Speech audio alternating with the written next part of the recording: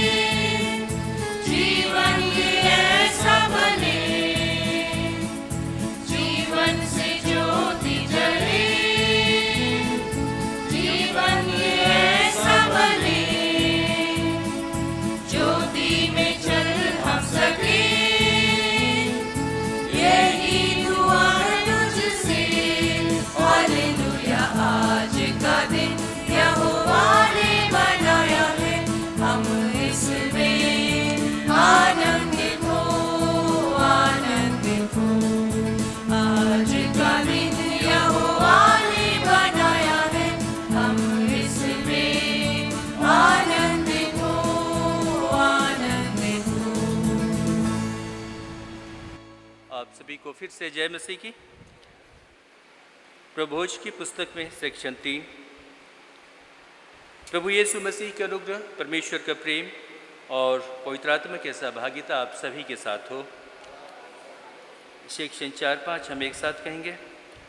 सर्वशक्तिमान परमेश्वर, आपके सब मुख सबके हृदय खुले हैं, आप सबकी अभिलाषाओं को जानते हैं और आपसे कोई भी भेद छुपा नहीं है।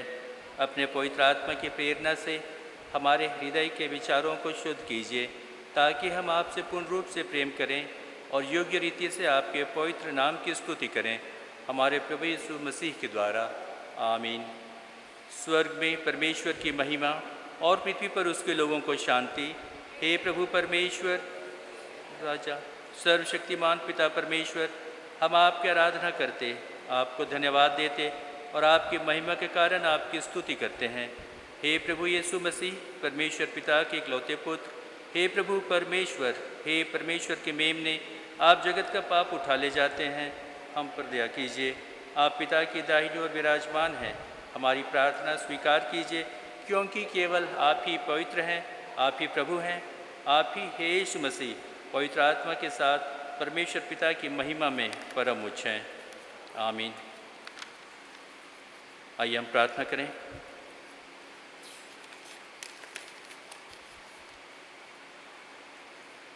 आशीषों की बारिश करने वाले सामर्थी दयालु पिता परमेश्वर, सप्ताह के पहले दिन आपके पवित्र भवन में आपकी महिमा हेतु हमें एक और अवसर देने के लिए हम आपका हृदय से धन्यवाद करते हैं।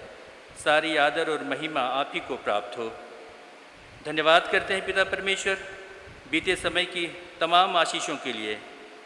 कृपा करके हमारी सहायता कीजिए कि हम हर एक बातों में, हर एक परिस्थितियों में हम धन्यवादित हृदय के साथ अपनी प्रार्थनाओं में दृढ़ रहें।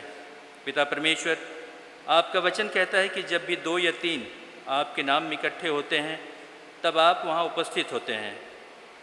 प्रार्थना करते हैं पिता परमेश्वर, आज की इस आराधना में अपनी उपस्थिति दीजिए। जो वचन हम सुनते हैं वह आपके पवित्र आत्मा की अगुवाई में हमारे जीवन में आपके प्रेम को और भी मजबूत करे।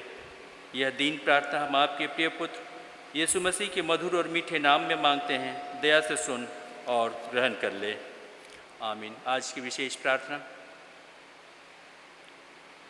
हे प्रभु स्वर्गीय पिता, आप अपने पुत्र प्रभु यीशु के द्वारा उन लोगों को स्वास्थ्य और शांति प्रदान करते हैं जो देह और आत्मा में दुखी और पीड़ित हैं। प्रभु, उन लोगों को वर दीजिए जो आपकी स्वस्थ करने वाली शक्ति से स्वस्थ हुए हैं, ताकि वे धन्यवाद के साथ आपके महान अनुग्रह के विषय में दूसरे लोगों को बता सकें।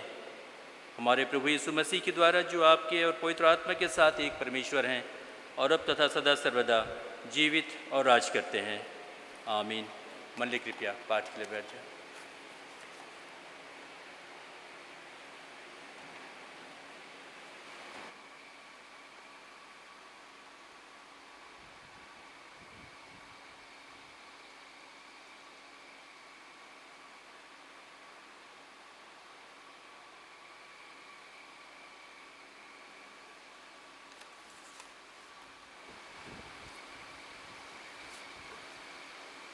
आप सबको जय मसीह की।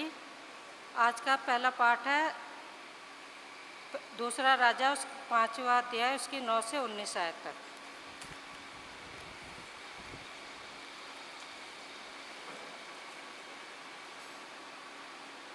तब नामान घोड़े और रथों के समेत एलीशा के द्वार पर आकर खड़ा हुआ। तब एलीशा ने एक दूत से उसके पास आकर यह कहला भेजा, तू जाकर यरदन नदी में 7 बार डुबकी मार, तब तेरा शरीर जो का तो हो जाएगा और तू शुद्ध हो जाएगा। परंतु नामान क्रोधित होकर यह कहता हुआ चला गया, मैंने तो सोचा था कि अवश्य वह मेरे पास बाहर आएगा और खड़ा होकर अपने परमेश्वर यहोवा से प्रार्थना करके कोढ़ के स्थान पर अपना हाथ फेर कर कोढ़ को दूर करेगा, क्योंकि दमिश्क और अम्बाना और पर नदियाँ इसराइल के सब जलाशयों से उत्तम नहीं हैं। क्या मैं उनमें स्नान करके शुद्ध नहीं हो सकता हूँ? इसीलिए वह क्रोध से भरा हुआ लौट कर चला गया। तब उसके सेवक पास आकर कहने लगे, हे हमारे पिता, यदि भविष्यद्वक्ता ने तुझे कोई भारी काम करने की आज्ञा देता तो क्या तू उसे ना करता? फिर वह तो कहता है कि स्नान करके शुद्ध हो जा, तो कितना अधिक इसे मानना चाहिए। तब उसने परमेश्वर के भक्त के वचन के अनुसार यरदन नदी के पास जाकर 7 बारी डुबकी मारी और शरीर के छोटे से लड़के सा हो गया और वह शुद्ध हो गया। तब वह अपने सब दलों बल समेत परमेश्वर के भक्त के यहाँ से लौट आया और उसने सम्मुख खड़े होकर यह कहने लगा, सुन, अब मैंने जान लिया कि समस्त पृथ्वी में इस्राएल को छोड़ और कहीं परमेश्वर नहीं। इसलिए अब अपने दासों की भेंट ग्रहण कर। एलीशा ने कहा, यहोवा जिसके सम्मुख मैं उपस्थित रहता हूँ, उसके जीवन की शपथ में कुछ भेंट न लूँगा। और जब वह उसके विवश किया तो उसकी भेंट ग्रहण करे, तब भी वह इनकार ही करता रहा। तब नामन ने कहा, अच्छा, तो तेरे आगे देश के 2 खच्चर मिट्टी में मिले, क्योंकि आगे वह तेरा दास यहोवा को छोड़ किसी और को ईश्वर की होम बलि या मेम बलि न चढ़ाए।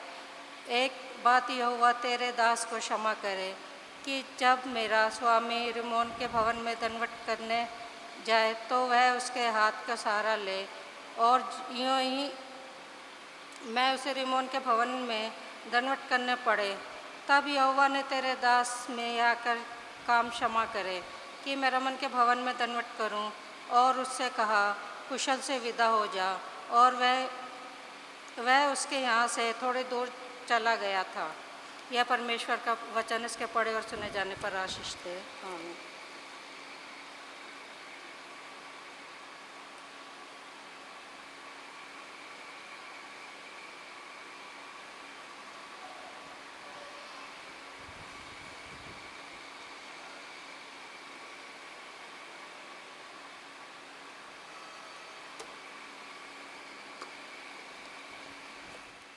हम पढ़ेंगे भजन संहिता 71, 14 से 16 और 20 से 23। Psalm chapter 71 verse 14 to 16 and 20 to 23। मैं तो निरंतर आशा लगाए रहूँगा और तेरी स्तुति अधिक करता जाऊँगा।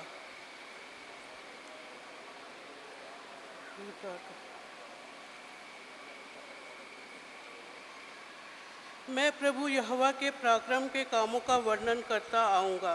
मैं केवल तेरे ही धर्म की चर्चा किया करूँगा।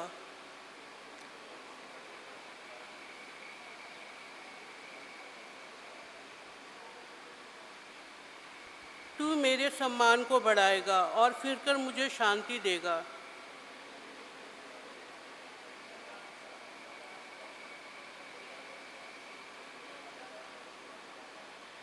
जब मैं तेरा भजन गाऊंगा तब अपने मुंह से और अपने प्राण से भी जो तूने बचा लिया है जय जयकार करूंगा। पिता, पुत्र और पवित्र आत्मा के नाम की महिमा हो, जैसे आदि में थी, अब है और सदा सर्वदा रहेगी। आमीन।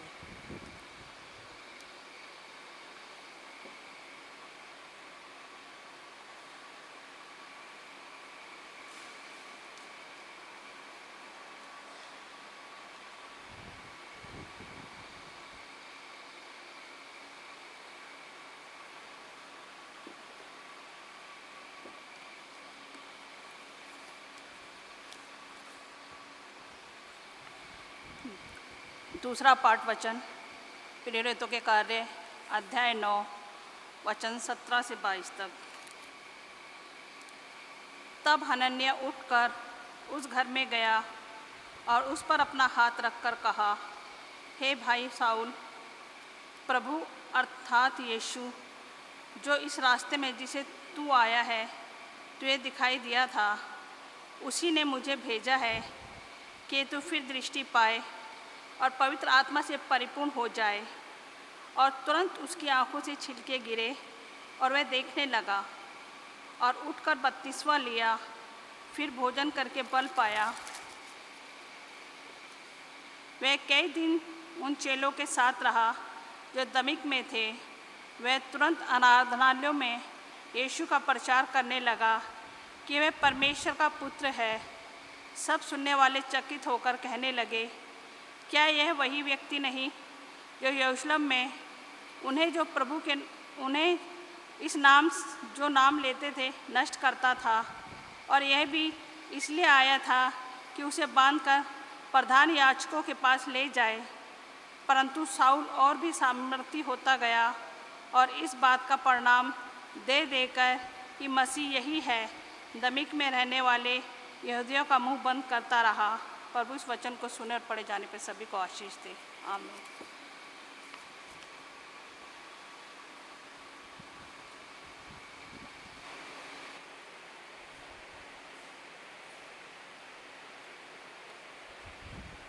शुभ संदेश के पढ़े जाने के पहले हम गीत गाएंगे। गीत संख्या 772 772, सहारा मुझको चाहिए, सहारा दे मुझे खुदा।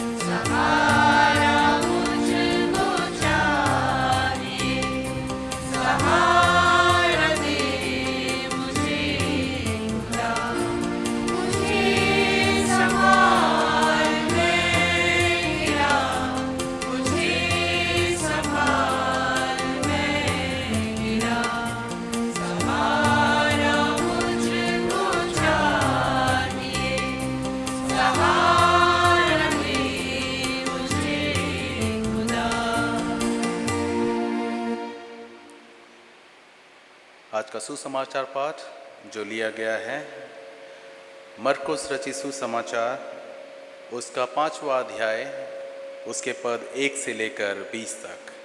हे प्रभु यीशु क्रिस्त आपकी महिमा हो। यह वचन में ऐसा लिखा है, वह झील के पार गिरासेनियों के देश में पहुँचे। जब वह नाव पर से उतरा तो तुरंत एक मनुष्य जिसमें अशुद्ध आत्मा थी कब्रों से निकलकर उसे मिला। वह कब्रों में रहा करता था और कोई उसे सांकलों से भी ना बांध सकता था, क्योंकि वह बार बार बेड़ियों और सांकलों से बंधा गया था। पर उसने सांकलों को तोड़ दिया और बेड़ियों के टुकड़े टुकड़े कर दिए थे और कोई उसे वश में नहीं कर सकता था। वह लगातार रात दिन कब्रों और पहाड़ों में चिल्लाता और अपने को पत्थरों से घायल करता था। वे यीशु को दूर से ही देखकर दौड़ा, उसे प्रणाम किया और ऊंचे शब्द से चिल्लाकर कहा, हे यीशु, परम प्रधान परमेश्वर के पुत्र, मुझे तुझसे क्या काम? मैं तुझे परमेश्वर की शपथ देता हूँ कि मुझे पीड़ा ना दे। क्योंकि उसने उसे कहा था, हे अशुद्ध आत्मा, इस मनुष्य में से निकल आ। उसने उससे पूछा, तेरा क्या नाम है? उसने उससे कहा, मेरा नाम सेना है, क्योंकि हम बहुत हैं। और उसने उससे बहुत विनती की, हमें इस देश से बाहर ना भेज। वहाँ पहाड़ पर सूअरों का एक बड़ा झुंड चर रहा था। उन्होंने उससे विनती करके कहा, हमें उन सूअरों में भेज दे कि हम उनके भीतर जाएं। अतः उसने उन्हें आज्ञा दी और अशुद्ध आत्मा निकलकर सूअरों के भीतर बैठ गई और झुंड, जो कोई 2000 का था, कड़ाके पर से झपटकर झील में जा पड़ा और डूब मरा। उनके चरवाहों ने भागकर नगर और गांवों में समाचार सुनाया, और जो हुआ था लोग उसे देखने आए। यीशु के पास आकर वह उसको, जिसमें दुष्ट आत्माएं थी, अर्थात जिसमें सेना समाई थी, कपड़े पहने और सचेत बैठे देखकर डर गए। देखने वालों ने उसका, जिसमें दुष्ट आत्माएं थी और सूअरों का पूरा हाल उनको कह सुनाया। तब वे उससे विनती करके कहने लगे कि हमारी सीमा से चला जा। जब वह नाव पर चढ़ने लगा तो वह, जिसमें पहले दुष्ट आत्माएं थी, उससे विनती करके कहने लगा, मुझे अपने साथ रहने दे। परंतु उसने उसे आज्ञा ना दी और उससे कहा, अपने घर जाकर अपने लोगों को बता कि तुझ पर दया करके प्रभु ने तेरे लिए कैसे बड़े काम किए हैं। वे जाकर दिकापोलिस में इस बात का प्रचार करने लगा कि यीशु ने मेरे लिए कैसे बड़े काम किए, और सब लोग अचंभा करते थे। ये ख्रीस्त का सुसमाचार है। हे प्रभु यीशु ख्रीस्त, आपकी स्तुति हो।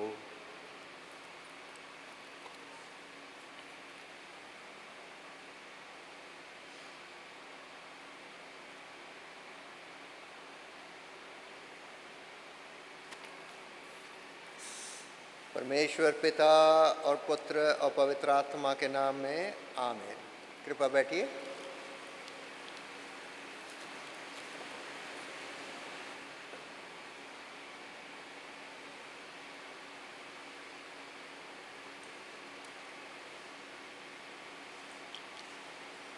मैं 3 हफ्ते बाद आज इतवार को फिर से आप लोगों के बीच में हूँ। खुशी है, मेरे जो 20 दिन का जो छुट्टियाँ थी वो अच्छी भी थी। थोड़ी सी गर्मी से भी मैं अलग वो ठंडे देश चला गया था, तो उससे भी हमारी जो तंदुरुस्ती है वो भी इम्प्रूव हो गई, बीमारियाँ भी मेरी ख़त्म हो गई। तो ये सब चीज़ें ईश्वर का, तंदुरुस्ती भी जो है ये ईश्वर का एक वरदान है। सबको बहुत अच्छी तंदुरुस्ती नहीं मिलती है, और जिनके पास अच्छी तंदुरुस्ती है उसे ईश्वर का शुक्र करना चाहिए। हमारे सामने आज 3 कहानियाँ पढ़ी गई। पहली कहानी में नामान की कहानी है।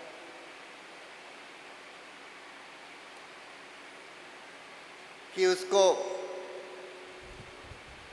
कुष्ठ यानी चमड़ा जो उसका था, खाल थी, उसके ऊपर इन्फेक्शन था, और इलीशा नबी ने उसको कहा कि तुम यर्दन नदी में जाके 7 दफ़ा गोता लगाओ तो ठीक हो जाओगे। वो ठीक हो गया।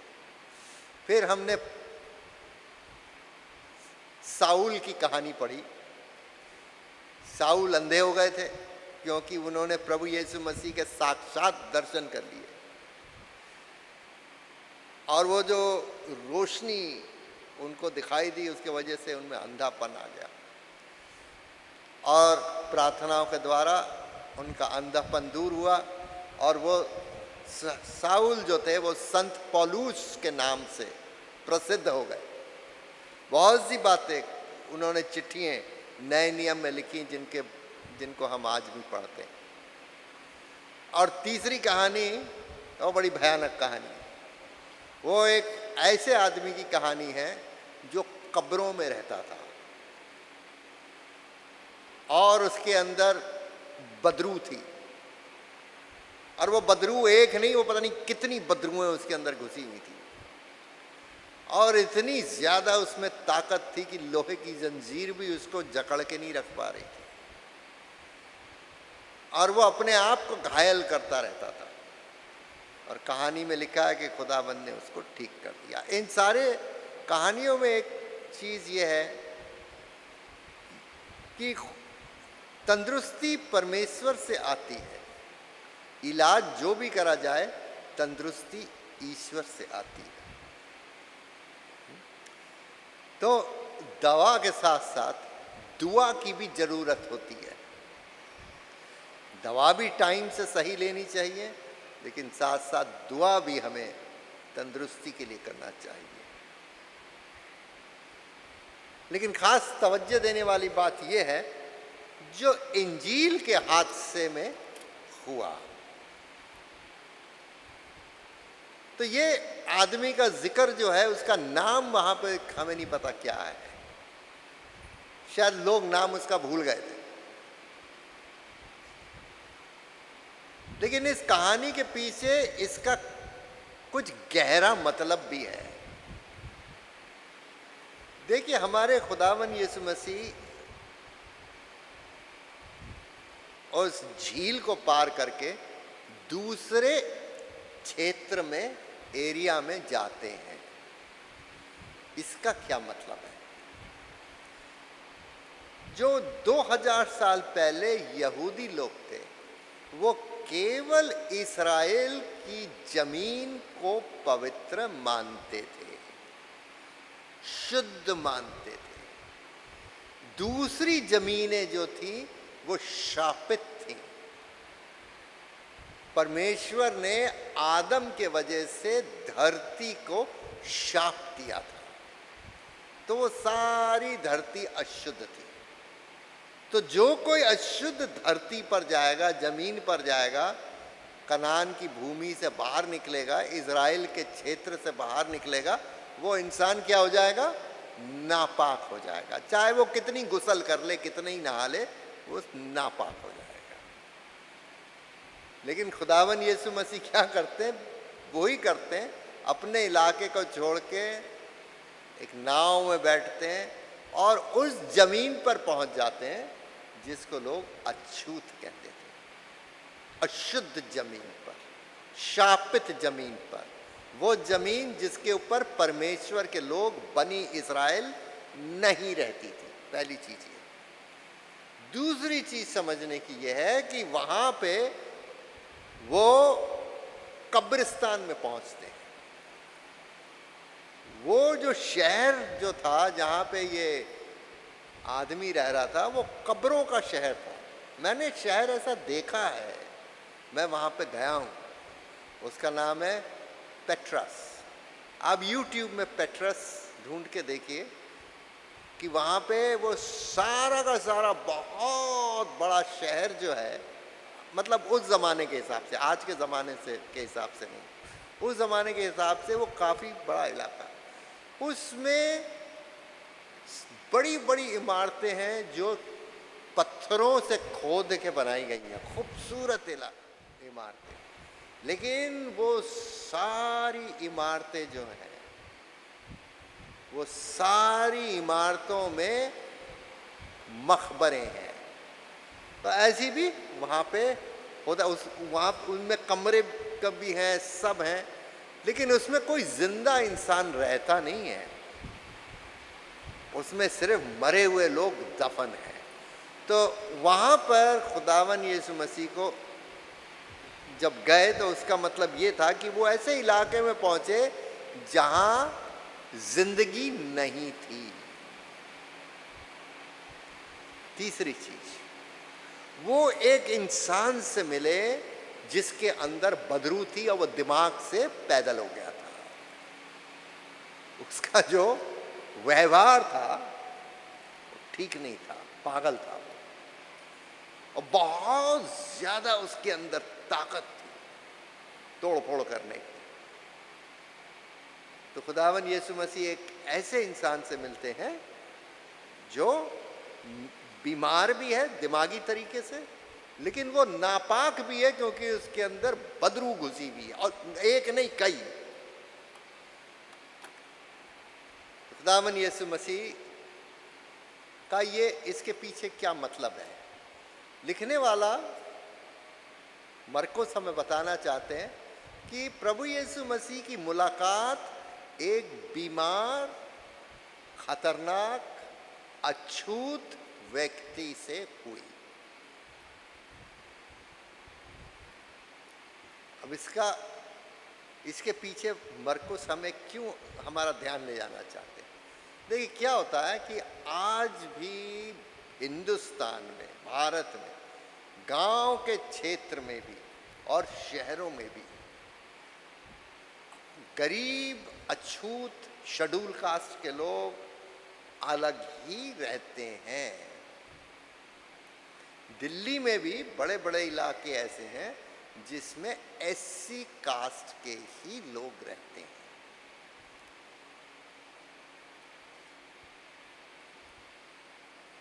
तो इन इलाकों में जो हाई कास्ट इंसान है, जिसको शुद्ध माना जाता है, वो नहीं जाते हैं।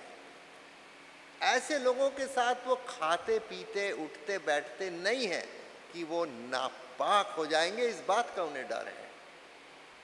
लेकिन खुदावन यीशु मसीह को इस बात का कोई डर नहीं था कि वो ऐसे ज़मीन पर जाएंगे जो अशुद्ध है।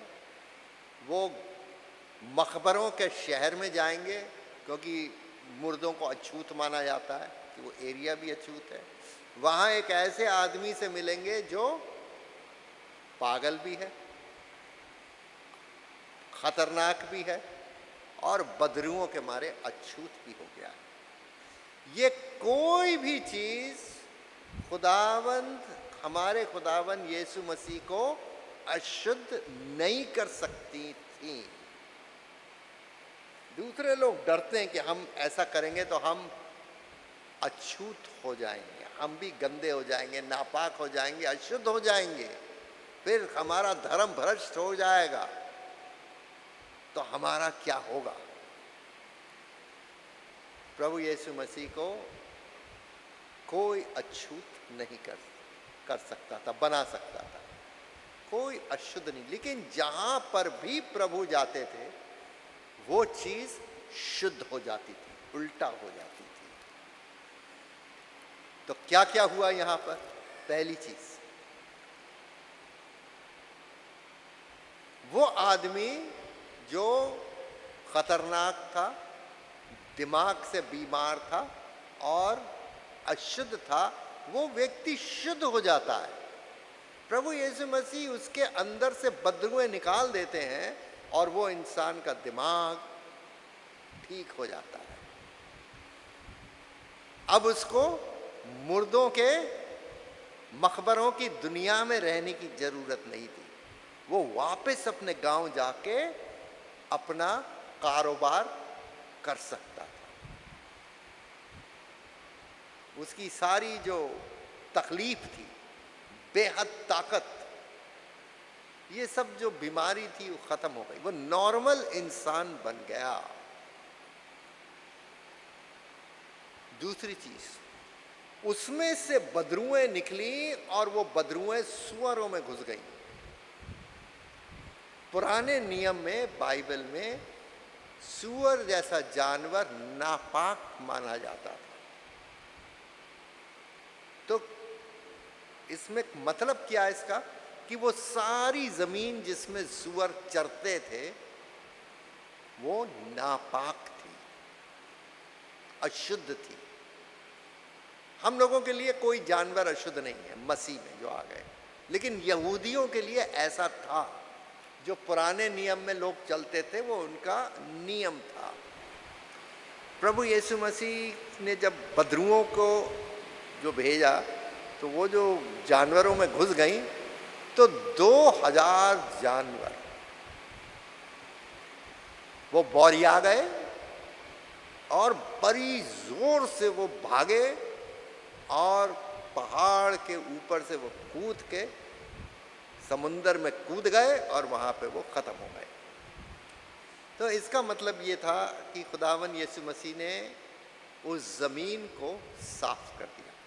तो इंसान को पाक साफ करा, चंगा करा, और ज़मीन को भी पाक साफ करा। तीसरी चीज़, गांव के लोग प्रभु यीशु मसीह के पास आते हैं और वो डर जाते हैं और उनसे कहते हैं आप चले जाओ। तो प्रभु यीशु मसीह को वो वहाँ से जाना पड़ा। लेकिन वो इंसान, वो खतरनाक इंसान जिसको खुदावन यीशु मसीह ने बदरुओं से ठीक कर दिया था, वो वापस अपने गांव में जा सकता था। वो शुद्ध हो गया था, चंगा हो गया था। तो प्रभु के लिए वो बोलता है, प्रभु से वो बोलता है कि मैं आपके साथ जाना चाहता हूँ, मैं वापस अपने शहर में नहीं जाना चाहता हूँ। जिन्होंने मेरी बीमारी में, मेरी मजबूरी में मुझे अशुद्ध कहकर मकबरों की शहर में डाल दिया और यहाँ पे मैं रहता था, अब मैं वापस उन लोगों के पास नहीं जाना मांगता हूँ। लेकिन खुदावंद उससे कहते हैं नहीं, तुम वापस जाओ, वापस जाओ, मकबरों की दुनिया छोड़कर जिंदों की दुनिया में वापस जाओ और उनको बताओ। क्या लफ्ज़ खुदा ने इस्तेमाल किए यहाँ पे खुदावन ने?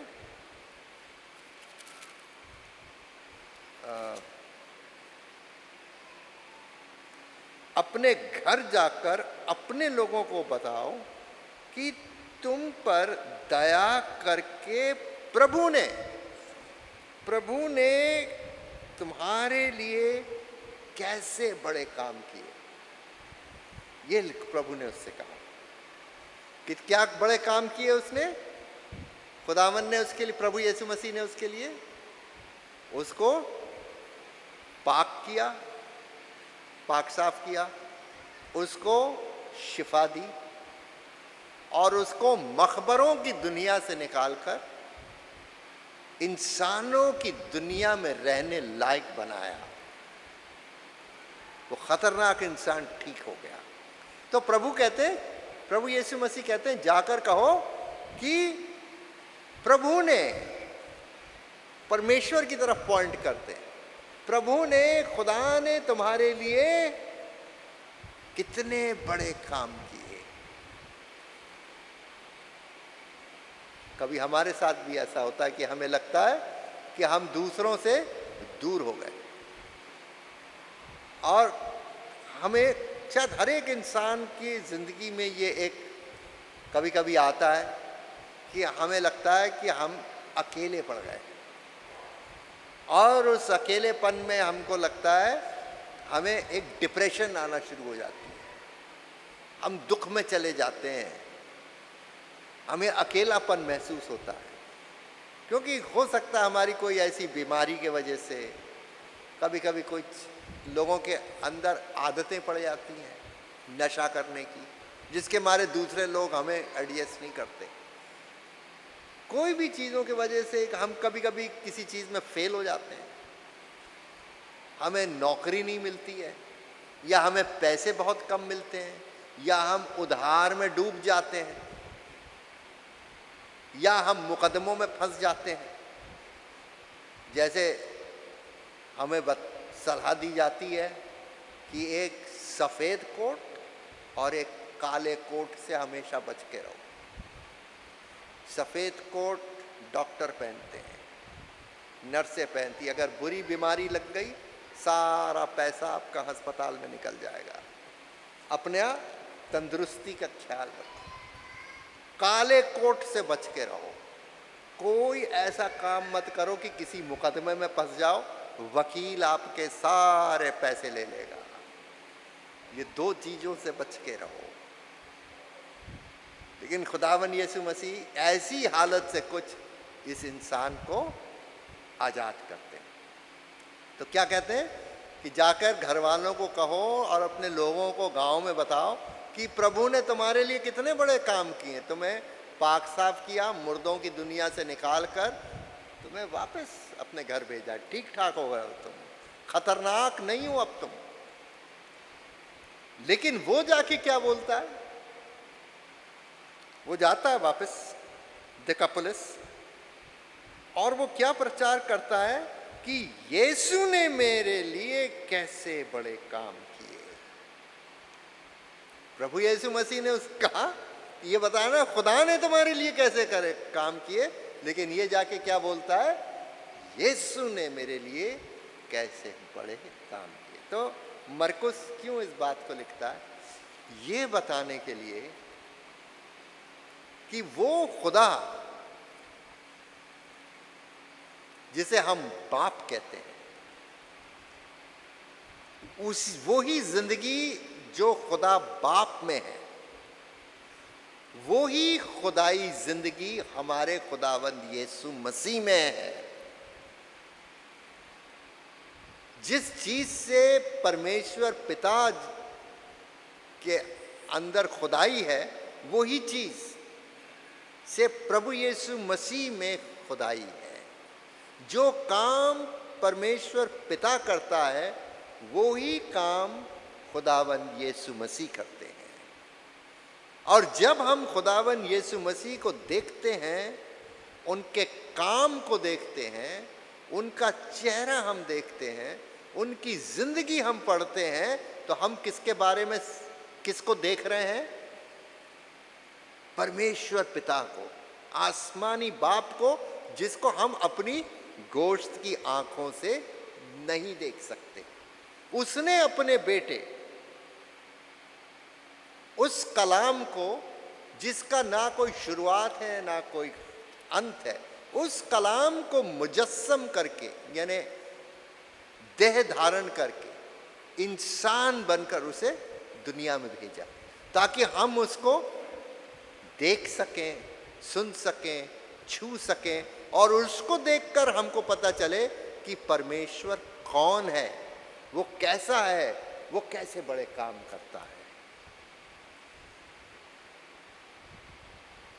वो परमेश्वर जो दिखता नहीं है, प्रभु यीशु मसीह में अब वो हमें दिखता है।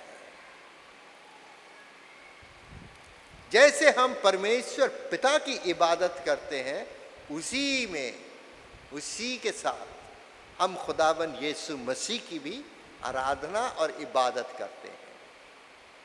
और परमेश्वर पिता की इबादत, उसकी आराधना, उससे प्रार्थना हम प्रभु यीशु मसीह के जरिए और उसके नाम से करते हैं। और पवित्र आत्मा से, पाक रूह से भरकर, उससे, उसकी प्रेरणा से परिपूर्ण होकर हम परमेश्वर की आराधना करते हैं। तो परमेश्वर की हम आराधना कैसे करते हैं? प्रभु यीशु मसीह के जरिए और पाक रूह पवित्र आत्मा से परिपूर्ण होकर भर कर करते हैं। प्रभु यीशु मसीह इस आदमी को चंगा करते हैं, उसे पाक साफ करते हैं, क्योंकि प्रभु यीशु मसीह में खुदावंद हमें बताते हैं इस दुनिया का कोई भी हिस्सा ऐसा नहीं है जो नापाक हो। खुदावंद यीशु मसीह ने नापाक इलाके को जाके पाक कर दिया, उसके साथ सारी जमीन पाक हो गई। ये क्यों जरूरी था? क्योंकि आदम ने जो गुनाह किया था फल खा के,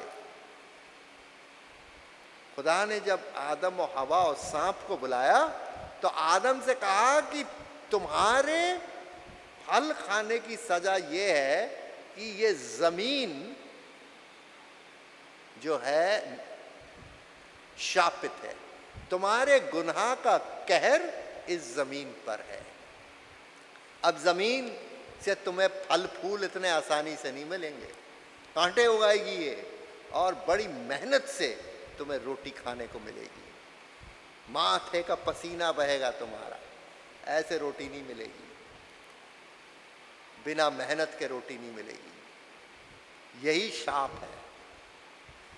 तो धरती शापित है। तो प्रभु यीशु मसीह ने जब वो जमीन में से सुअरों को भगा दिया बाहर, तो वो हटा दिया सब नापाक जानवरों को, तो जमीन क्या हो गई? पाक साफ हो गई। तो जमीन में अभी भी आदम के गुनाह का असर है, इस पर शाप अभी भी है। अगर आपको घर से बाहर जंगल में छोड़ दिया जाए तो बहुत दिन जिंदा नहीं रहेंगे, कुछ ना कुछ हो जाएगा। तो शाप है अभी भी इस जमीन पर, लेकिन उस शाप की जगह परमेश्वर की आशीष भी है। भविष्य में एक नई दुनिया आएगी जिसमें ये शापित धरती खत्म हो जाएगी और एक नया दुनिया बनेगी जिसमें आशीष से वो आशीष का फल अभी हमें मिल रहा है, शुरू हो गया है। प्रभु यीशु मसीह ने उस छोटे से इलाके में से सुअरों को खत्म करके और उस धरती को क्या करा? पाक साफ करा। अब सारी दुनिया में परमेश्वर चाहता है कि वो सारी दुनिया पाक साफ हो जाए और रहे। दूसरी चीज, कोई भी व्यक्ति खुदा के सामने अछूत नहीं है। वो आदमी जिसके अंदर बदरू घुसी थी, वो बीमार था और नापाक था, खुदा ने उसे ठीक कर दिया। खुदा चाहता है कि हर एक इंसान, कोई भी SC ST कैटेगरी का नहीं है, कोई भी ऊंच जात का नहीं है, नीच जात का नहीं है, अछूत नहीं है, सब बराबर हैं। खुदा सबसे मोहब्बत करता, सबकी इज्जत करता। खुदा ने सिर्फ इंसान बनाया, इंसान के अलावा और कोई जात नहीं बनाई। जब उसने आखिरी दिन, छठवें दिन सोचा इंसान के लिए, तो कहता मैं अपनी सूरत पर इंसान बनाऊंगा, उन्हें नर और मादा बनाऊंगा, नर और नारी बनाऊंगा। इसके अलावा और कोई जात उसने नहीं बनाई, कोई श्रेणी नहीं बनाई, सबको बराबर उसने बनाया है। और खुदा ने इस बीमार इंसान को भी पाक साफ करके ऐसा ही करा। और वैसा ही ईश्वर के सामने हम आते हैं, सब बराबर है, सबकी बराबर इज्जत है। हर एक इंसान, बच्चे से लेकर बुजुर्ग तक, कोई भी वो जुबान बोलता, उसका कोई भी रंग हो, वो खुदा के सामने क्या है? खुदा का बेटा और बेटी है। खुदावन यीशु मसीह ने हमको ऐसा ही बनाया, कर दिया है। पहले वो जात पात जो भी थे, वो गैर यहूदी थे, यहूदी थे, जो भी थे, लेकिन अब खुदा की नज़र में सब उसके बेटे और बेटियां। मसीह यीशु ने हमको ये अधिकार दिया है उस आदमी को ठीक करके। तीसरी चीज़, इंसान, खुदा ये नहीं चाहता इंसान अलग अलग रहें जैसे हिंदुस्तान के गांव में रहते हैं। वो चाहता है सब एक साथ रहें, सब इंसान एक साथ रहें, अलग अलग नहीं रहें कि ये उस जात का वहाँ रहता है, उस जात का वहाँ रहता है, वो ऊंचे हैं, वो नीचे हैं, वो छोटे हैं, वो बड़े हैं, वो अलग अलग इलाकों में रहते हैं। खुदा ये नहीं चाहता है। एक ही गांव हो, एक ही लोग हों और सब मिलजुल कर उसमें रहना सीखें। ये सारे बड़े काम, जो काम खुदा करता है वही काम यीशु करता है। और यीशु मसीह को जब हम ध्यान से देखें, उसकी ज़िंदगी को समझें और उसने जो बड़े बड़े काम किए हैं उनके ऊपर हम ध्यान करें, तो हम सीखेंगे कि हमारा पिता परमेश्वर कौन है। क्योंकि प्रभु यीशु मसीह परमेश्वर पिता के जीवित रूप हैं। प्रभु आप लोग सबको बहुत आशीष दे। हम प्रार्थना करें।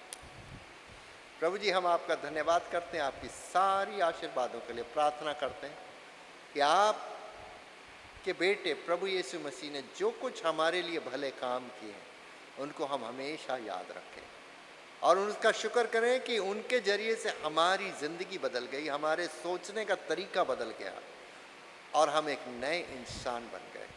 प्रभु जी, हम अपनी औलादों के लिए, आने वाले वंश के लिए प्रार्थना करते हैं।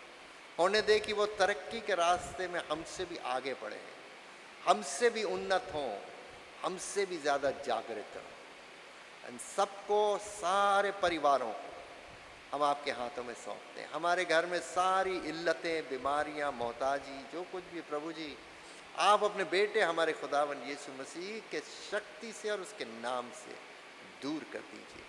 ये प्रार्थना हम प्रभु यीशु मसीह के नाम से मांगते हैं, सुनिए और स्वीकार कीजिए। आमीन।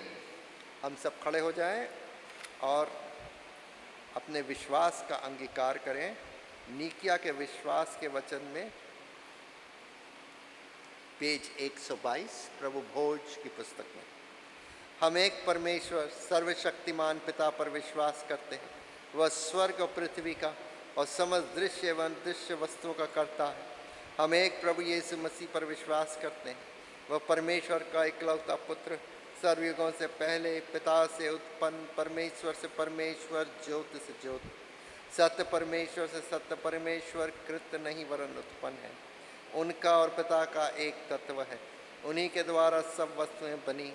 हम मनुष्यों के लिए और हमारे उद्धार के निमित्त वह स्वर्ग से उतर आए।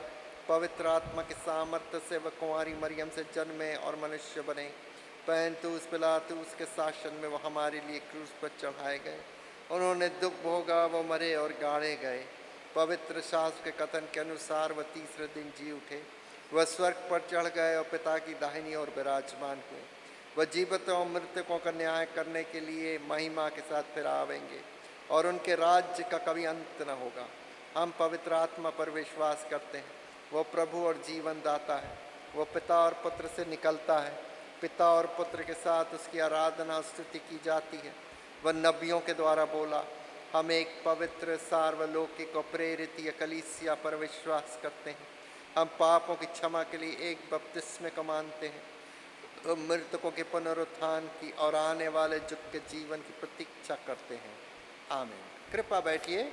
हमारे सामने सूचनाएं, और सारी सूचनाएं जो हैं इस पेपर पर लिखी हुई हैं, फ्लायर्स पर आप ले जाके इसको बड़े ध्यान से पढ़ें। लेकिन एक ख़ास तौर से मुझे बोला गया है आज कि आप लोगों के सामने हम आपको मोटिवेट करें कि इस साल बड़े जोर शोर से हम लोग हिंदी प्रार्थनाओं का, हिंदी सर्विस में जो लोग आते हैं, हम लोग सब मिलकर अपनी 75th वर्षगांठ हिंदी सर्विस की इस साल मनाएंगे। और इसके लिए एक बड़ी इबादत का इंतज़ाम किया जाएगा, जिसका हम शुक्र करेंगे खुदा का कि 75 साल से हिंदी में इस गिरजाघर में इबादत लगातार होती रही है।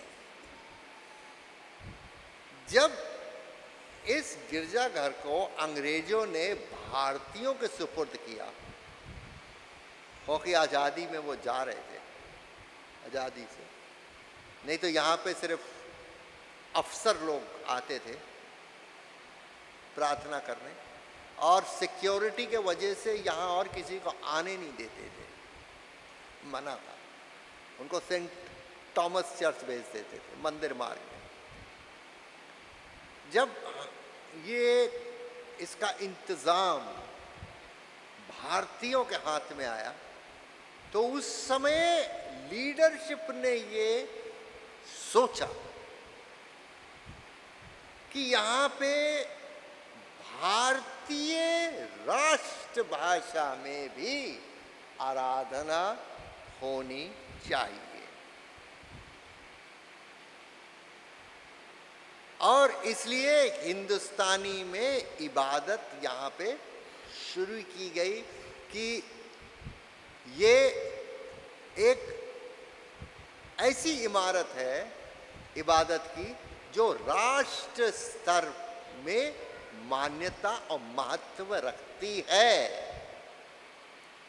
और इसका जोड़ एक भारतीय भारतीय भाषा के द्वारा आजाद देश से होना चाहिए। और इस मकसद को सामने रखते हुए यहाँ पे इबादत शुरू की गई 75 साल पहले। और अगर इस इबादत में जान नहीं होती तो इबादत खत्म हो गई होती। यहाँ आने से पहले बहुत साल पहले मैं यहाँ पर डीकन था 89 में। तो हिंदी सर्विस लेते थे कभी, तो यहाँ पे मात्र 8 लोग आते थे। 4-5 इस हाथ में बैठते थे, दाहिने हाथ में, 4-5 बाएं हाथ में बैठते थे। और कभी कभी उससे भी कम हो जाती थी इबादत।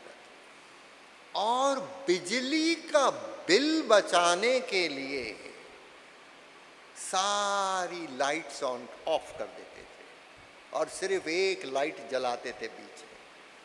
और बड़ा मायूसी सा महसूस होता था। और उसमें से 4 लोग गाना गाते थे और 4 लोग नहीं गा पाते थे। तो वो बड़ा अजीब सा माहौल था। और सारे दरवाजे बंद कर देते थे, सिर्फ एक खुला रहता था बाहर जाने के लिए। अब मुझे कभी मैं सोचता था कि ये इसमें कुछ बदलाव आएगा कि नहीं आएगा। और बहुत सालों बाद मुझे फिर यहाँ भेजा गया, यानी पिछले साल बाद, 30 साल बाद, 31 साल बाद फिर जब मैंने यहाँ पे हिंदी सर्विस देखी तो बिल्कुल ही माहौल बदल गया। मैंने कहा कि अरे अभी तो लोग नहीं आए, लेकिन सारी लाइटें ऑन थी, सारे पंखे और सारे दरवाजे खुले हुए थे। ऐसा लग रहा था जैसे बहुत तादाद में लोग आएंगे। अब मेरे तो दिमाग में वही था, 4 इधर 4 उधर। फिर आके देखा तो बड़ी तादाद में आप लोग सब यहाँ पे मौजूद हो गए। और उसके बाद मैंने देखा किस तरीके से आप लोगों की इबादत बहुत खूबसूरत, इसमें जो म्यूजिक बहुत अच्छा। तो मैंने अपनी आंखों से यहाँ पे बदलाव देखा। मैंने अपनी आंखों से यहाँ देखा है कि कितनी तरक्की हो गई है और कितने लोग इससे जुड़े हुए हैं। गोया हर संडे हर एक नहीं आता, और अगर हर संडे सारे आए तो सारी खाली सीटें भी भरी रहेंगी। तो ये सब किसका कृपा है? ऊपर वाले की। प्रयास हमारा और कृपा ऊपर वाले की।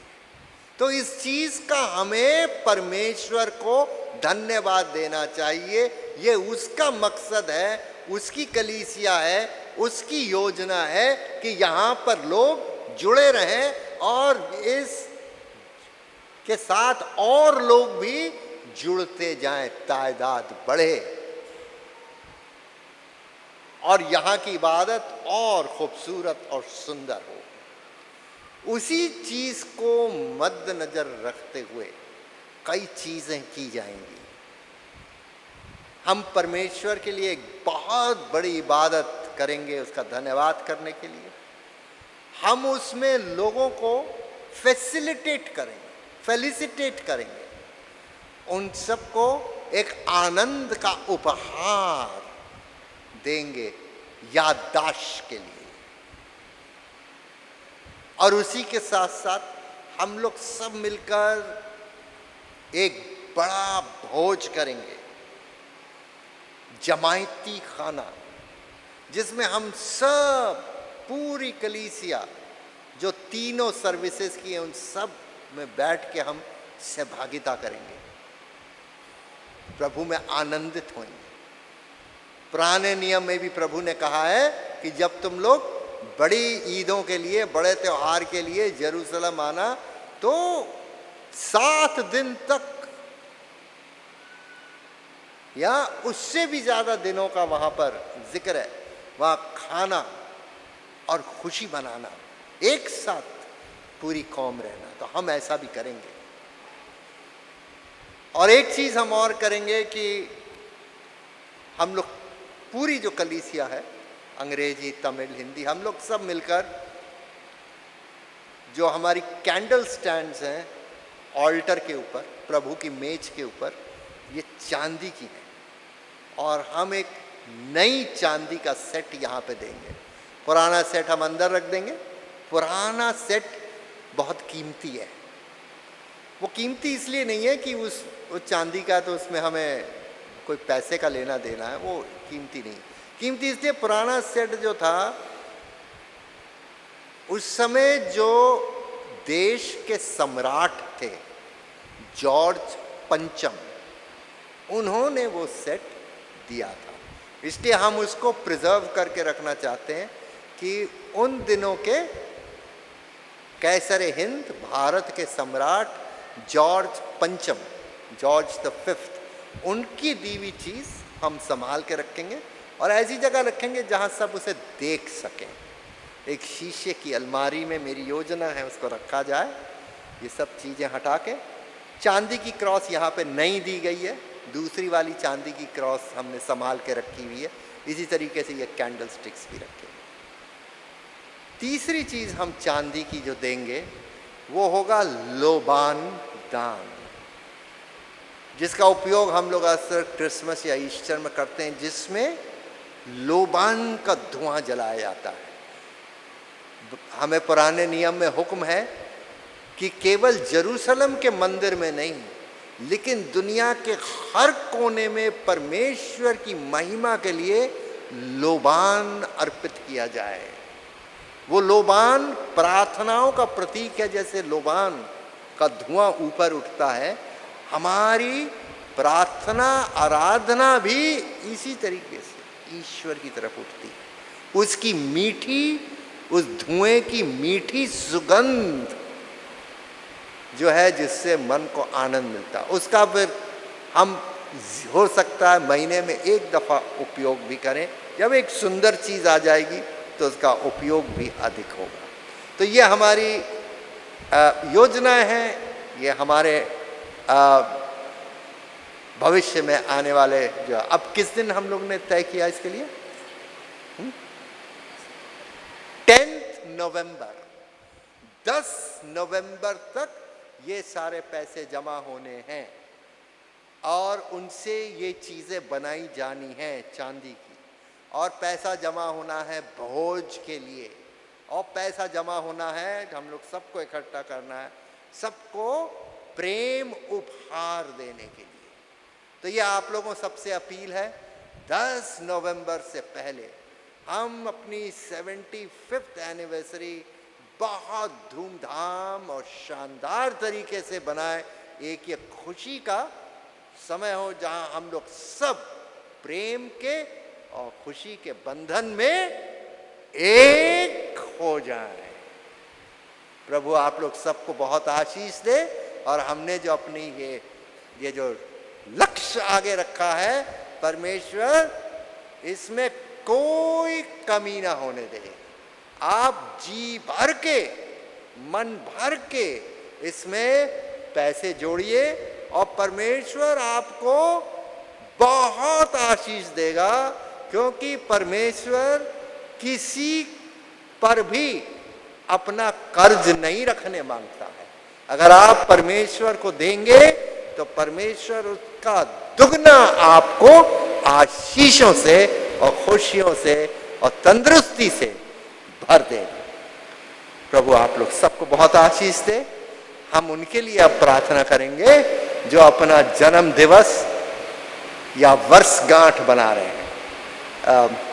मैंने काफ़ी लंबी मोटिवेशनल स्पीच आपको दी है सरमन के बाद, ताकि आपके मन जो है वो भर आए।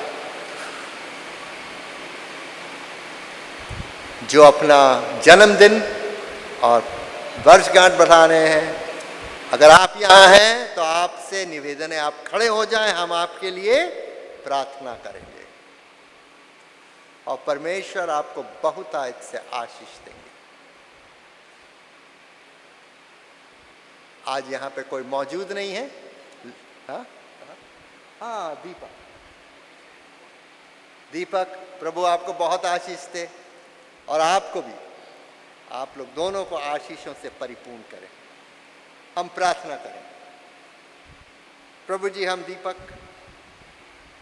और उनकी धर्मपत्नी के लिए आपसे प्रार्थना करते हैं कि आप अपनी आशीष से उनको परिपूर्ण कीजिए, और वो सारे लोग जो इस हफ्ते अपना जन्मदिन या वर्षगांठ बढ़ाएंगे, जहाँ पे भी प्रभु हों, उनको आप अपनी आशीष की वर्षा से परिपूर्ण कीजिए। इनको लंबी जिंदगी दीजिए, तंदुरुस्ती दीजिए, खुशियाँ दीजिए, और अपनी शांति का अनुभव और अपने आनंद से इनको भर दीजिए। इनको हम आपके हाथों में सौंपते हैं। ये प्रार्थना हम प्रभु यीशु मसीह के नाम से मांगते, सुनिए, स्वीकार कीजिए। आमीन।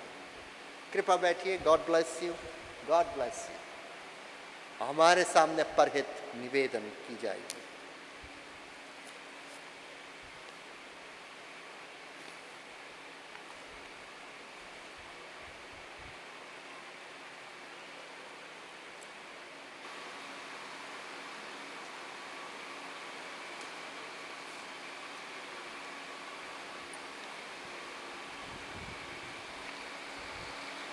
आइए हम पर समर्थन में प्रभु यीशु से निरंतर संपूर्ण मन परिवार के लिए प्रार्थना में शामिल हों।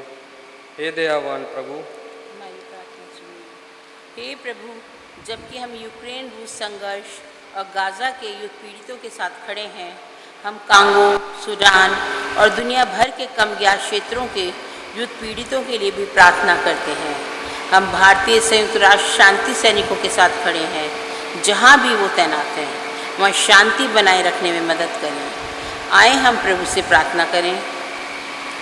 हे प्रभु, हमारे नेताओं में शांति के लिए सत्य प्रेम को प्रज्वलित करें, और सभी राष्ट्रों को टिकाऊ और विश्व व्यवस्था के लिए बद्धधामिता से सलाह लेने के लिए मार्गदर्शन करें, और जो कठिनाइयों के समाधान और रूप में हिंसा से दूर रहें।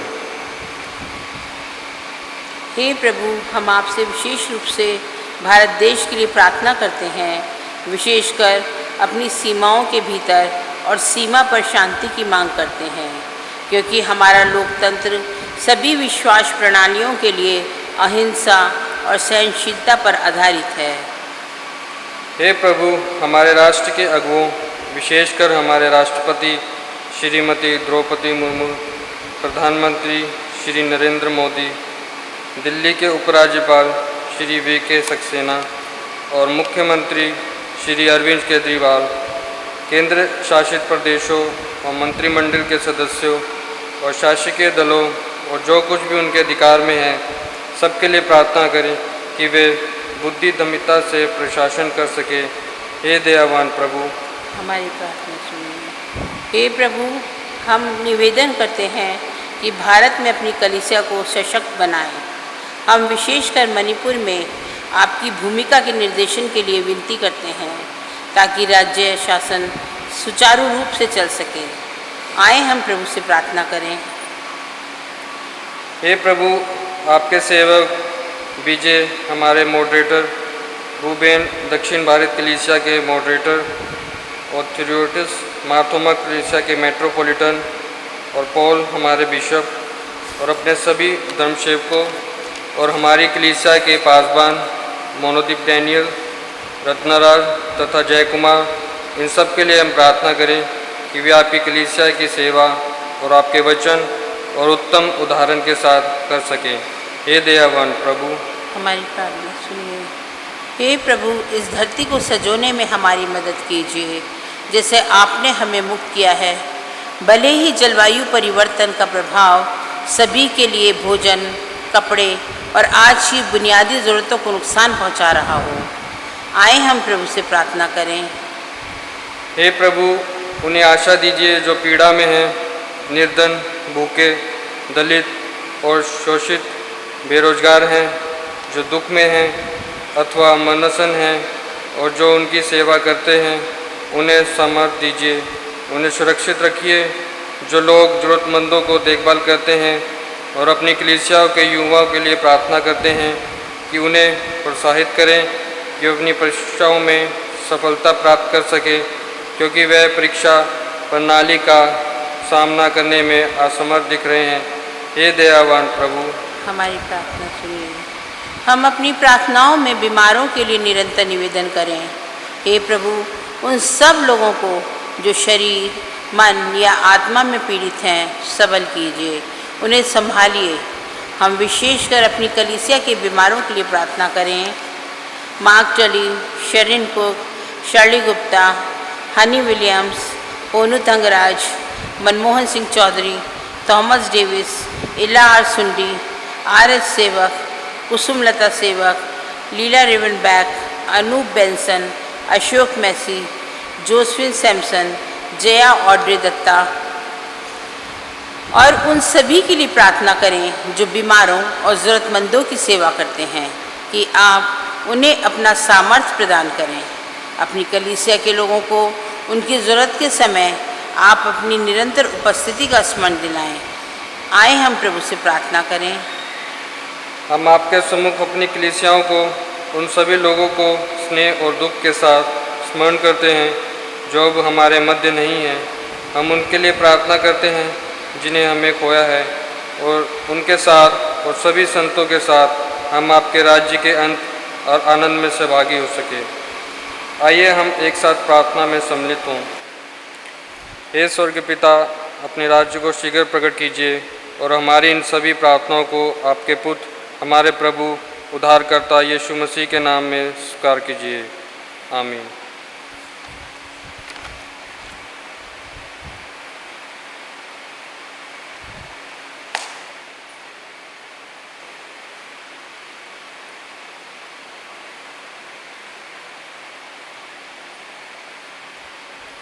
सेक्शन 17 पाप अंगीकार। प्रिय भाइयों और बहनों, हमारे प्रभु यीशु मसीह ये कहते हैं, हमारा प्रभु परमेश्वर ही एकमात्र प्रभु है। तो प्रभु अपने परमेश्वर को अपने संपूर्ण हृदय, संपूर्ण प्राण, संपूर्ण बुद्धि और संपूर्ण शक्ति से प्रेम कर, यह पहली आज्ञा है। दूसरी यह है, अपने पड़ोसी को अपने समान प्रेम कर, इनसे बड़ी और कोई आज्ञा नहीं है। परमेश्वर ने संसार से ऐसा प्रेम किया कि उसने अपना इकलौता पुत्र यीशु मसीह दे दिया कि वह हमें पापों से बचाए, स्वर्ग में हमारे लिए निवेदन करें और हमें शाश्वत जीवन में पहुंचाए। इसलिए हम पश्चाताप और विश्वास के साथ अपने पापों को स्वीकार करें। हम परमेश्वर की कृपा से उसकी आज्ञाओं का पालन करने का और सभी लोगों के साथ मेल मिलाप और प्रेम से रहने का पक्का संकल्प करें।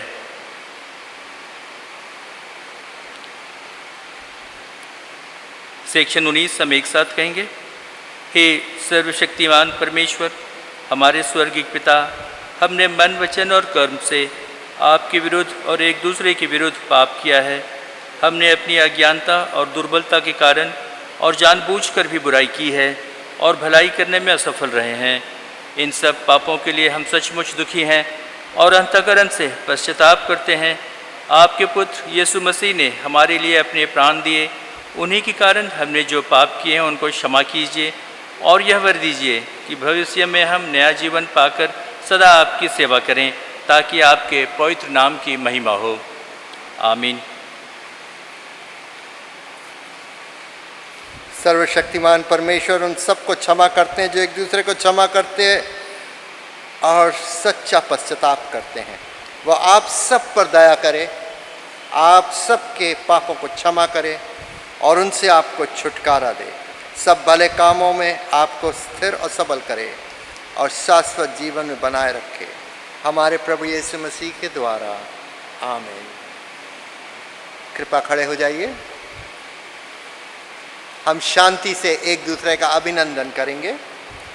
हम सब मिलकर मसीह की देह हैं।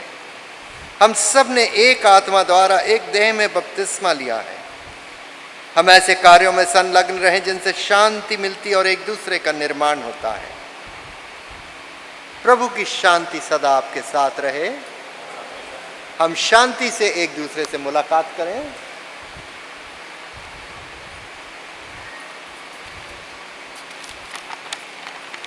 हम प्रभु को अपनी रोटी और दाखरस की भेंट प्रभु की मेज पर लाएंगे। और उसी के साथ हमारा चंदा भी जमा कर लिया जाएगा। हम गीत गाएंगे 940।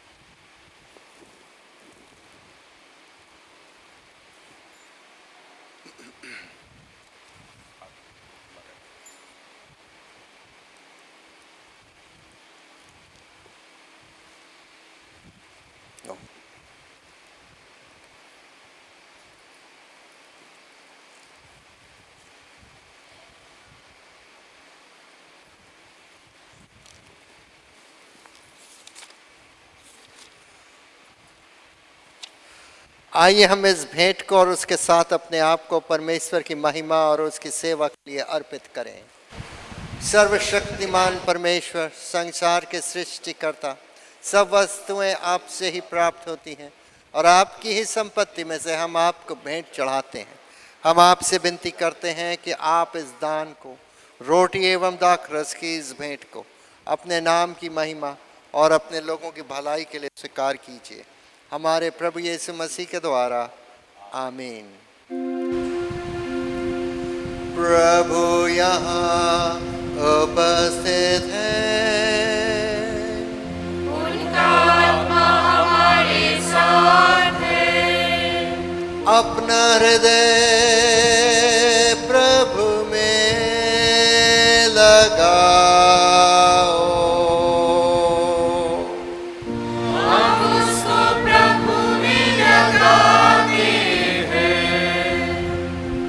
हम अपने प्रभु परमेश्वर को धन्यवाद दें। उसका धन्यवाद स्तुति करना उचित है।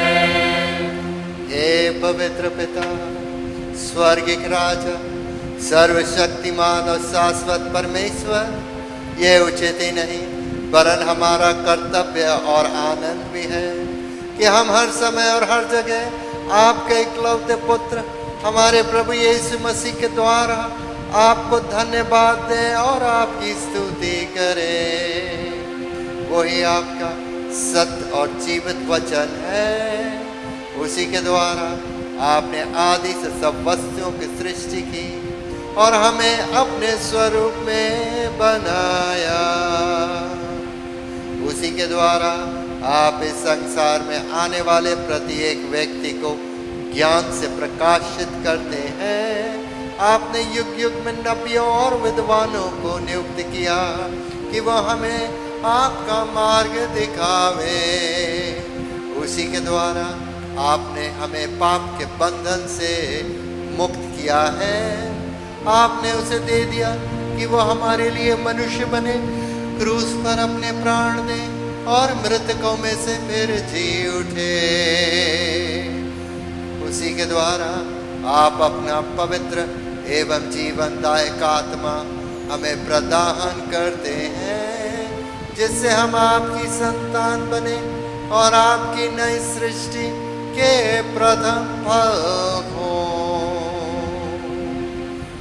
इसलिए संतों और स्वर्गदूतों के साथ जो आपके सिंहासन के सामने निरंतर आपकी स्तुति करते हैं, हम भी आपके नाम की महिमा करते हैं और ये कहकर आपकी सराहना करते हैं, पवित्र है, पवित्र है, पवित्र है प्रभु, सर्वसामर्थी परमेश्वर, ऐश्वर्य से परिपूर्ण है, परम धाम में होशाना।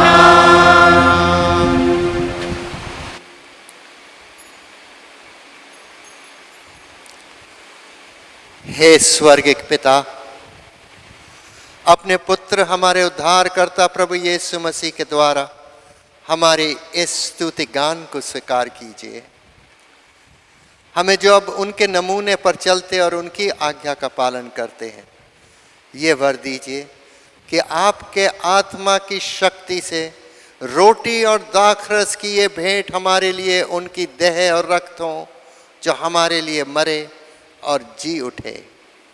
जिस रात प्रभु यीशु पकड़वाए गए, उन्होंने रोटी ली और आपको धन्यवाद देकर तोड़ी और अपने शिष्यों को कहा, लो खाओ, ये मेरी देह है जो तुम्हारे लिए दी जा रही है। मेरी स्मृति में ऐसा ही किया करो।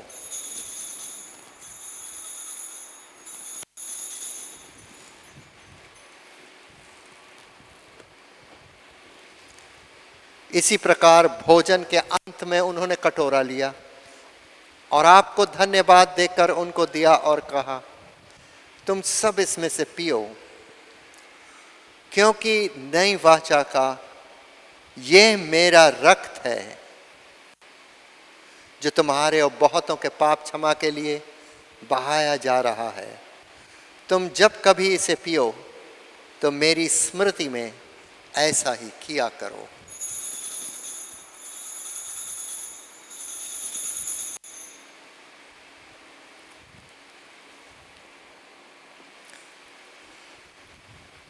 इसलिए हे स्वर्गिक पिता, आपके पुत्र की स्मृति में हम इस रोटी और इस दाखरस को इस अनुष्ठान स्थान के लिए अलग करते हैं। हम उसका क्रूस पर एक ही बार अर्पित सिद्ध बलिदान को, उसके मृतकों में से पुनरुत्थान को और स्वर्ग में उसके आरोहण को आनंद से मनाते और घोषित करते हैं, और हम उसके महिमा सहित आने की प्रतीक्षा करते हैं। क्रिस्त हमारे लिए मरे, क्रिस्त जी उठे हैं, क्रिस्त फिर आएंगे। इसीलिए हे दयालु पिता, उसी हमारे महापुरोहित के द्वारा धन्यवाद एवं स्तुति की हमारी इस बलि को स्वीकार कीजिए, और जब आपकी महिमा की उपस्थिति में हम इन पवित्र उपहारों को खाते और पीते हैं, तब हम अपने आत्मा के द्वारा नव जीवन दीजिए, अपने प्रेम से प्रोत्साहित कीजिए, और अपने पुत्र हमारे प्रभु यीशु मसीह की देह से हमें संयुक्त कीजिए। उसी के साथ और उसी में और उसी के द्वारा पवित्र आत्मा की सामर्थ्य से हे सर्वशक्तिमान पिता, उन सब के साथ जो पृथ्वी पर और स्वर्ग में आपके सम्मुख उपस्थित रहते हैं, हम आपकी आराधना करते और अनंत स्तुति का गीत गाते हैं।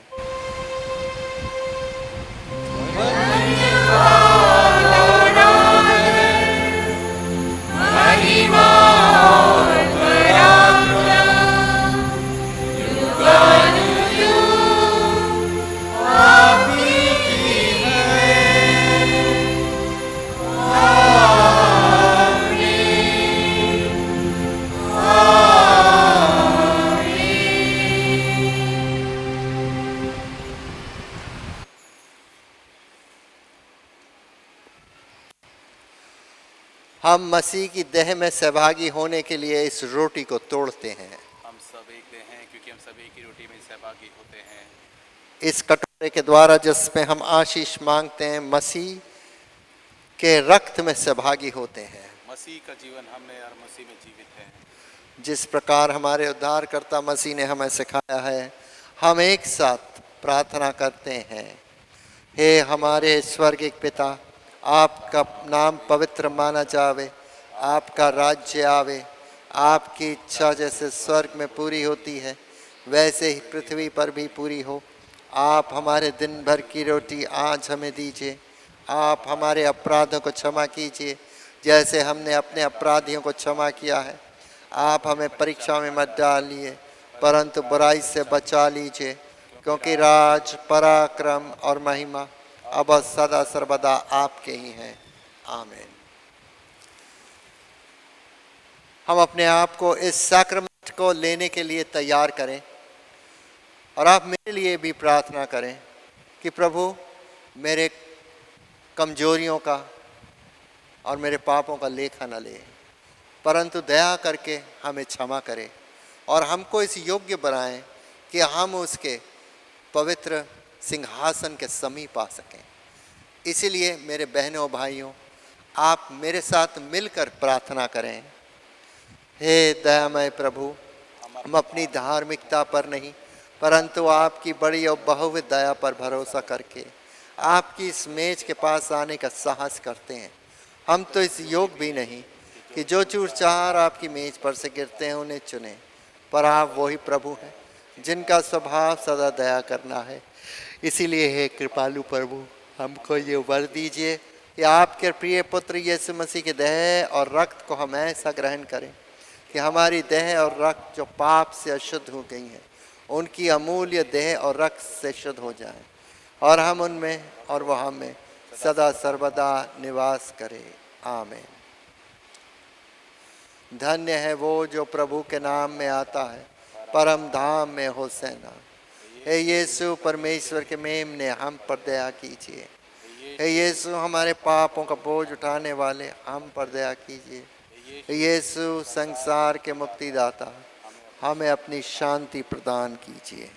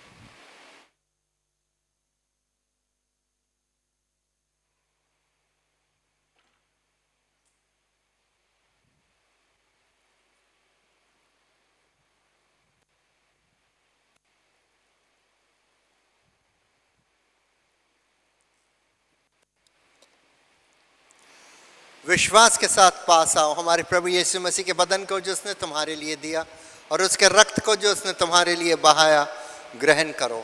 स्मरण करो कि यीशु तुम्हारे लिए मरे और धन्यवाद करते हुए अपने हृदय में मसीह को विश्वास से खाओ।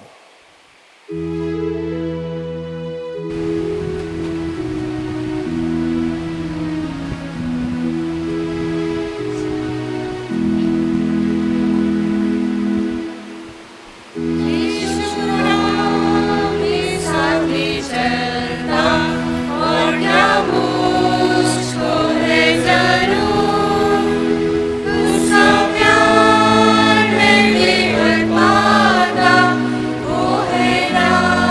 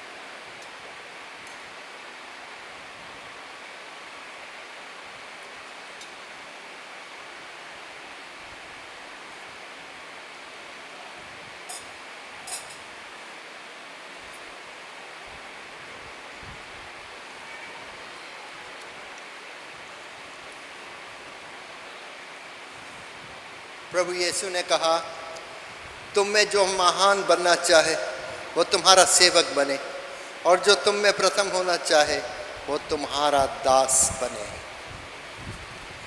प्रभु भोज की पुस्तक पेज 138। हमने इस पवित्र सैक्रमेंट को विश्वास के साथ ग्रहण किया, इसलिए हम परमेश्वर को धन्यवाद दें। हे सर्वशक्तिमान परमेश्वर, हम आपको धन्यवाद देते हैं कि आपने अपने पुत्र यीशु मसीह की देह और रक्त के आत्मिक भोजन से हमें तृप्त किया। अब हम उन्हीं के द्वारा अपने आप को जीवन होने के लिए आपके सम्मुख अर्पित करते हैं। ये वर दीजिए कि हम अपने पवित्र आत्मा के सामर्थ्य से परिपूर्ण होकर यहाँ से विदा हों और अपने जीवन तथा सेवा के द्वारा हर समय आपकी महिमा प्रकट करें। आमीन। परमेश्वर की शांति जो समझ से परे है, परमेश्वर के और उसके पुत्र हमारे प्रभु यीशु मसीह के ज्ञान और प्रेम में आपके हृदय और विचारों को सुरक्षित रखे, और सर्वशक्तिमान परमेश्वर पिता और पुत्र और पवित्र आत्मा की आशीष आप पर हो और आपके साथ सदा सर्वदा बनी रहे।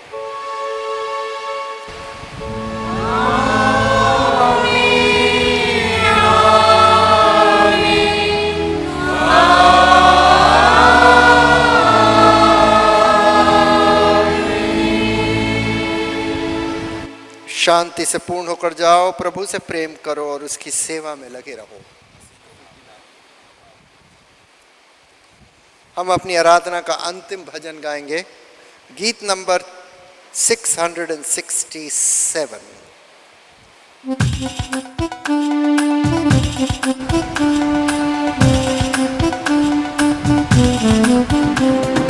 भजन करूं मैं भजन करूं, नाम मसीह का मैं लेता रहूं। भजन करूं मैं भजन करूं, नाम मसीह का मैं लेता रहूं।